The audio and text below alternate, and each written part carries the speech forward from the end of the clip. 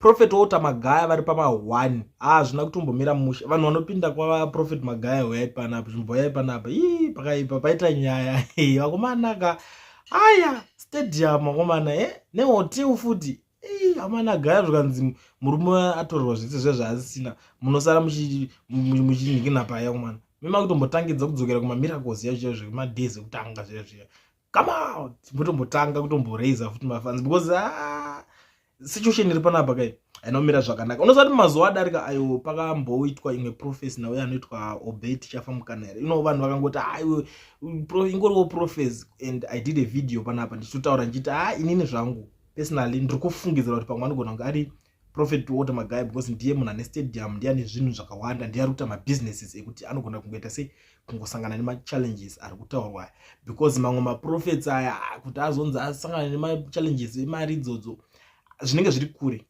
But this Prophet Magaya manje ndiye munhu kuti ari kunyazoita mabusinesses ake pasenda paZimbabwe ende kungoza nyaya yekuzifa futi kaya yachinzi ari kuda kuningina kuzifa saka panapa prophets yacho yanga yakatobuda ichinzi one famous Zimbabwe preacher will run down in misfortunes ndeya obey tichafa mukanere prophecy iyoyo ndakatouya nayo ndikatotaura video racho kwanyatsocheka pama prophecies andaitaura nezvavo mamwe anga kanzi dangerous prophecy for Zimbabwe so ndo nyaya yacho iko zvinezvi saka ndakutoona kuti chiprofita ichi chatozadziswa inini zvangu ndingori munhu kuti nyaya ndinenge ndakotaura semunhu wenyaya kwete kuzoitanga pamwe ndinenge ndanzi ndabhadharwa mari nekunzi nditaure nyaya iripo but ndechida kungokuonesai kuti this guy ari kuita maprofecies anoita sei anobuda ari kuitika zviri kuita come to pass zvese zvaari kuita sei zvaari kutaura vamwe vanozoti sei usingazotaura zvemaprofets edu guys DM yangu iripo unongotsvaga DM yangu just that mazoona ndichangodashe number dzangu kuvanhu because nozoneta kana kungofonerwa ndadita nokuchinja mafoni number unongokadai wakadai rimwe rinenge richikufonerawo kana riri kuti iyo pano siyo zvauri kuita izvo saka ndosaka phone number dzangu singaoneka but ukatoenda DM ukatotsvaga even kana wanofarira ukaoneka na Facebook DM ndopindura madm angu ese ndopindura zvekutodaro kana email chaunongoshandisa tonisana tovheta maprofecies enyu kuti andaze anoshanda here kana zviri izvo tobva tangoita se tongoita justice zviri kuita vamwe vese saka nyaya iri panapa yekwa Magaya iri kunzi Walter Magaya Stadium and Hotel can be sold to settle 400k debt high court ndo zvairi kupasisa panapa ndo situation iri panapa pakatoshata hama dzadiwa ndiri kutonzwawo tsitsi unozoti zvinhu zvakadai so murume akashanda we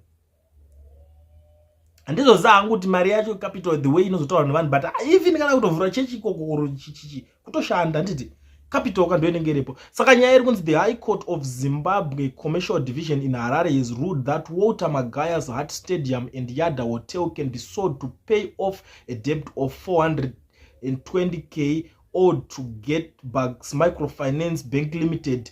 Reported by Neander, the ruling was made on 9 October 2024 after Walter Magaya Company Planet Africa Private Limited and Tendai Magaya failed to meet their obligations. The court ordered the defendants to cover the Plainview legal costs. Additionally, 323 hectares piece of land where the hotel and stadium are located was declared available for sale. A special power of attorney was also confirmed, allowing Atherstones and Cook legal practitioners to handle the sale and transfer of the property, ruled the judge. The court ruled in favor of Getbugs Microfinance Bank Limited, ordering the defendants jointly and severally to pay 420k with 10% interest per month from September 11, 2024 until the debt is fully paid. The decision could greatly impact Magaya's business and reputation. Magaya, who founded the Prophetic Healing and Deliverance Ministry, is forced to several allegations in recent years, including rape and fraud. The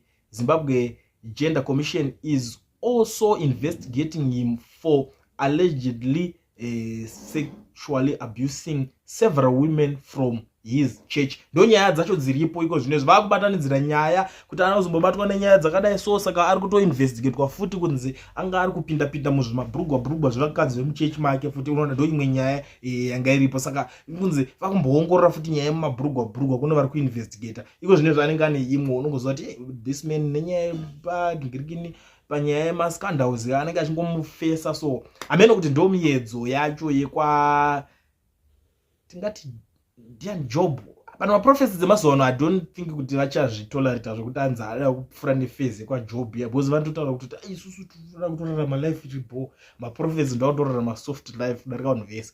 Chero ukadzidza zvidengea ungamboite mari sei maprofesi kakuri vanzi vaita mari inenge sei maprofesi ndo akutora mari sei, because at the end of the day unozonga unosubmita mari yacho kuchi kwavari. Saka manje this situation ndo pairiko zvinezvi. Vamagaya vari kunzi ameno zvimabande zvavo zviri papa, saka parunzi hotel nestadium ngazviiswe pasale. Price yacho amana iri zvikutengeswa neprice yakavaka nazo ndo pandiri kutoona kuti pane zvinhu zviri kutoitika. Nyaya idzi hadzisi dzegedza ameno kuti mamwe maprofetso vari muZimbabwe vanenge vachitiwo kudii nazvo, because unozogona kutozoona rimwe zimuprofeti rakutondomanya unotenga kana toti muzanditenge kuno, because maprofetsi ese muZimbabwe mazhinji mamilionaire. Tenge vakangoreza kamari akarongoona kungomubatsirawo. Ino dzinenge dzangopfungwa dzangu dzandikufunga. Muri yeZimbabwe ndangoti darike nepanapa ndichikuzivisa ameno nyaya muri kuionawo sei yezvinhu zviri kuitika kwaProfet Magaya uku kunzi stadium nehotel zvatiiswa pasale nenyaya yezvikwereti. Saka pari kunzi vanofanira kunge vachitoningira mari idzodzo kana zvakutongokundikana izvo zviri pasale kuti zvitengeswe. Munoionawo sei nyaya iyi? Zvatopasiswa kuHigh Court ka ndo nyaya yatopo, ndo zvatooma mudariro. Anotori ma1. Tell me what you think in the comment section.